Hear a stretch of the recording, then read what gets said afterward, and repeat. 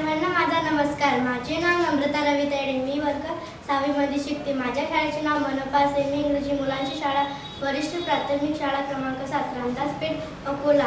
रयतेचे राजा शिव छत्रपती। योग योग गुण तुमचे गाती।